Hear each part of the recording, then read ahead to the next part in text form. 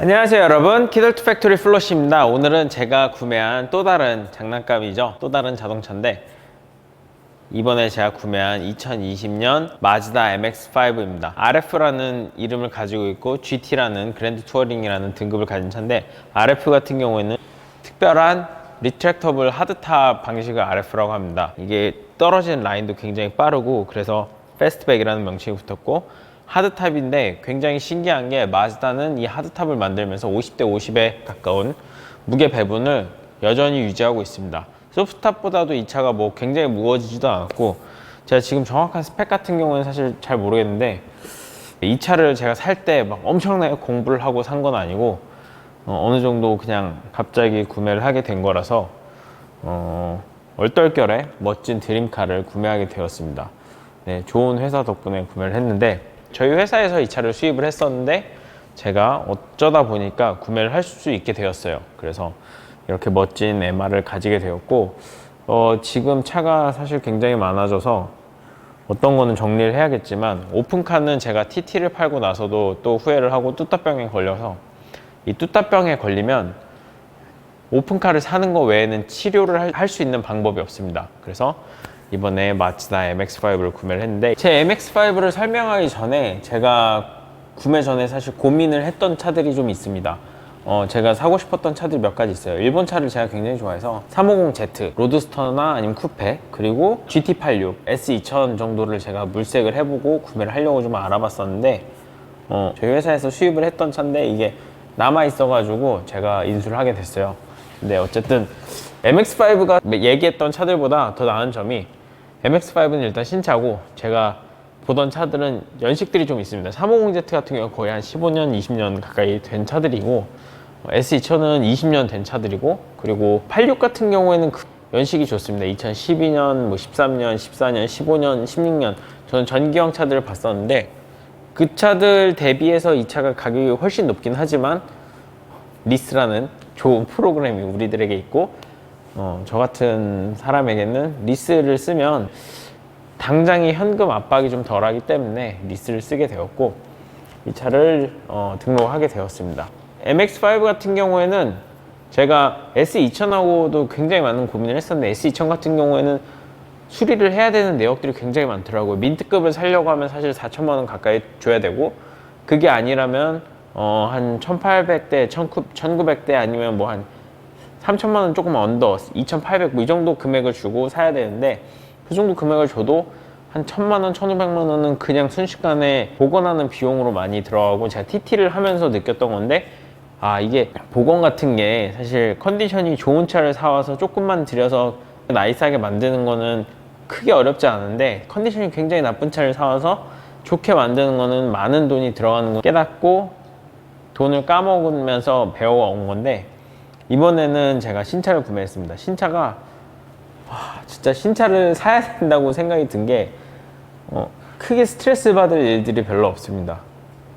물론 중고차 같은 경우에도 민트급을 사면 그런 건 괜찮은데, 이 연식이 뭐 15년, 20년 된 차들은 민트급 중고가 잘 없습니다. 그래가지고 정비가 잘 된 차가 아닌 이상 구매가 굉장히 꺼려져가지고 이번에는 신차를 구매를 했고,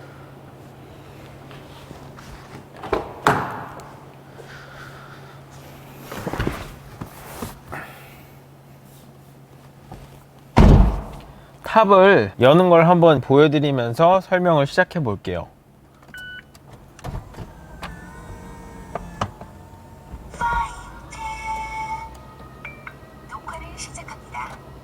재원표 상으로는 이렇게 오픈되는 데 걸리는 시간이 약 17초 정도라고 하는데 굉장히 빠르게 되고, 제가 익숙한 포르쉐랑은 좀 다른 점이, 포르쉐들은 이 움직이면서도 탑을 열고 닫을 수 있고, 페라리나 람보르기니 움직이면서도 다 열고 닫을 수 있는데, 이 차량 같은 경우에는 움직이면서는 안 돼서 그게 좀 불편하다고 생각을 했는데, 꽤 빨리 열고 닫을 수 있고, 그 소프트탑 버전에 비해서 뭐랄까, 이 움직임도 굉장히 편해서 장점인 것 같습니다. 그리고 제가 이제 카메라를 들고 돌아다니면서 하나하나 설명을 한번 드려보도록 할게요. 제가 뭐랄까 초반에 좀 쓸데없는 말을 많이 한 것 같은데, 일단 한번 실내로 들어가 보겠습니다. 실내로 들어가면 제 차는 가죽이 들어가 있는 차량이라서 가죽 이런 데에 들어가 있고, MX5 저희가 수동을 수입했던 차량 같은 경우는 여기 시트가 1000 시트였어요. 그래서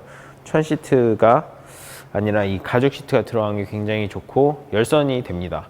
다만 아쉬운 거는 핸들 열선이 빠져서 조금 추운 줄 알았는데 MX5가 되게 똑똑하게 설계가 되어 있더라고요. 여기 보시면 이 에어벤트들이 핸들에 여기 3시랑 9시 부분으로 열이 올 수 있게 돼 있어가지고 되게 따뜻하게 유지해주고 패들 시프트도 따뜻하게 유지가 됩니다. 그리고 기어봉 같은 경우에는 GT86이랑 되게 비슷하더라고요. 오토매틱 미션을 채택하고 있는 차량인데 6단 오토매틱인데 생각보다 나쁘지 않았습니다. 그리고 RPM 같은 경우에는 아직 길들이기 중이라서 많이 써보진 못했지만 저속에서 토크감이 제가 예전에 ND1을 탔을 때보다 좀 더 토크가 풍부한 느낌이라고 해야 될까요? 네, ND1 같은 경우에는 2.0인데도 불구하고 토크가 되게 약해서 아쉬웠었는데 그런 점은 많이 개선된 것 같고, 많은 분들이 궁금해하는 게 여기 뒷유리를 열고 닫을 수 있느냐인데, 이거는 탑을 열었을 때는 이렇게 뚫려 있고 탑을 닫으면 유리가 덮이는 방식이라서 뭐 엄청나게 유용하진 않습니다. 그리고 람보르기니 치면 트래블 패키지로 해당되는 이 움직일 수 있는 컵홀더가 장착이 되어 있는데 여기에다 놓거나 여기에다 꽂아서 작동을 시킬 수가 있고, 여기 수납 공간이 있고 또 수납이 가운데 이렇게 센터에다 넣을 수 있습니다.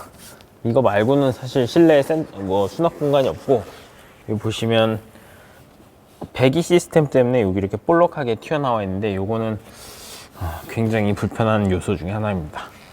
하지만 뭐 경량 로드스터 이 정도 쯤이야 괜찮게 보여지고, 실내에서 제가 설명을 드리다 말았는데 한번 타서 설명을 드리겠습니다.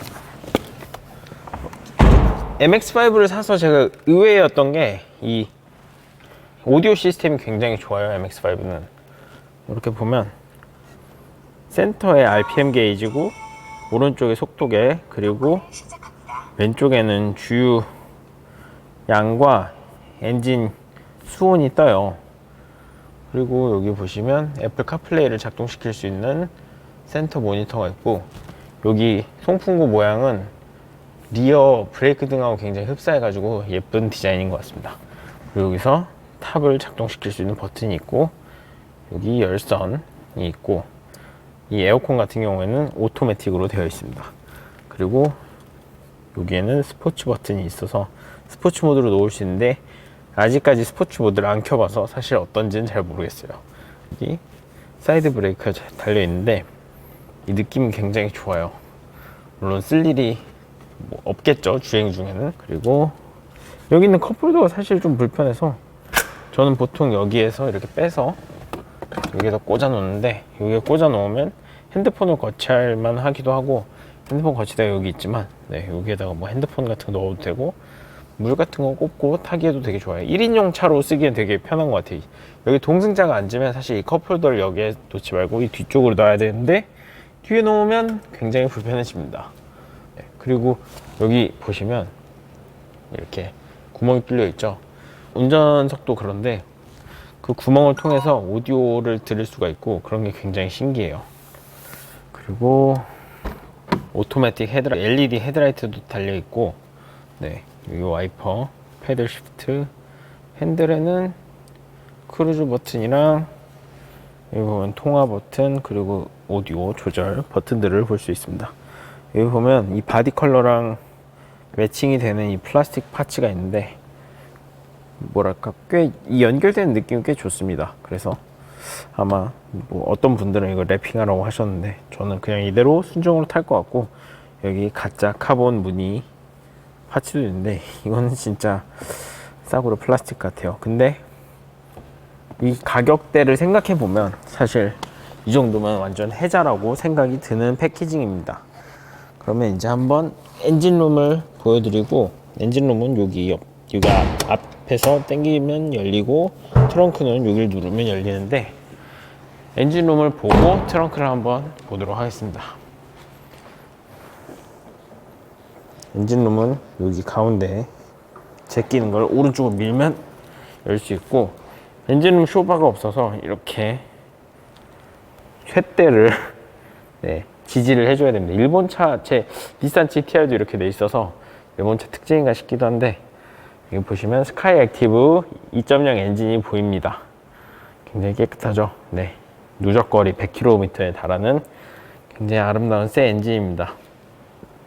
이 엔진 같은 경우에 181마력으로 ND1에 들어갔던 150마력 엔진보다 훨씬 많이 개선이 된 사양인데, 개인적으로 마음에 드는 업그레이드고, 마찌다에서 굉장히 많은 R&D를 했다고 해요. 그래가지고 토크밴드도 넓히고 한계 주행까지 한번 해봐야겠지만, ND1에서 많은 변화가 이루어졌다고 하니까 그게 좀 재미있을 것 같고, 트렁크를 보면 소프트탑보다 이 RF 하드탑 버전이 조금 더 좁은 트렁크를 가지고 있습니다. 대신 장점은 뚜껑을 접어도 열어도 공간이 줄어들거나 하지 않는 굉장히 독특하고 안전한 방식을 채택하고 있어서 편하게 주행을 하실 수 있어요. 골프를 제가 안 쳐서 모르겠지만 골프백은 들어갈지 안 들어갈지 잘 모르겠어요. 그리고 여기 보면 실내등도 스위치가 있어서 굉장히 유용하게 사용할 수 있습니다. 트렁크 같은 경우에는 그냥 철판으로 이루어져 있는데, 네, 특별한 뭐 마감은 필요하지 않는 것 같아요. 일단 이 차의 최고의 목적은 경량이고, 2.0 엔진을 얹고 있지만 1톤짜리 차이기 때문에 뭔가 무거워지는 거는 정말 필요가 없죠. 근데 이렇게 가벼운 차인데 오디오 음질이 엄청 괜찮아요. 들을만 해서 그건 되게 의외였습니다. 네, 제가 이거를 배기음을 뭐 들려드리고 주행을 하는 영상을 찍을까 하다가 그 시승기 같은 건 나중에 한번 네, 제가 준비를 해보도록 하고요. 오늘은 이렇게 간단하게 차를 간략하게 살펴보았습니다.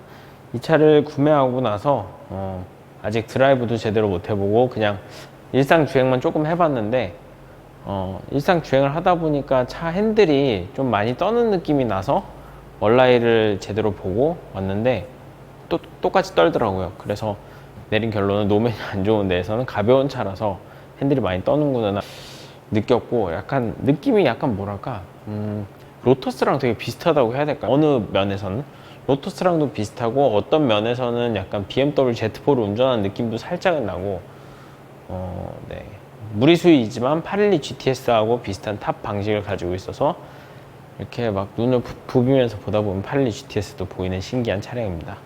어찌되었든 간에 이 MX-5랑 제가 즐거운 카라이프를 또 즐기는 2021년이 되도록 노력을 해보고, 제가 또 다른 재밌는 컨텐츠로 찾아뵐 수 있도록 노력을 해보겠습니다.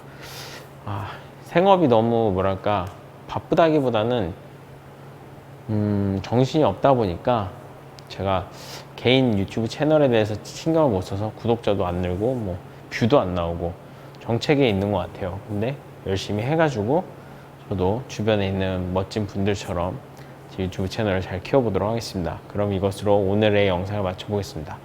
시청해주셔서 감사합니다.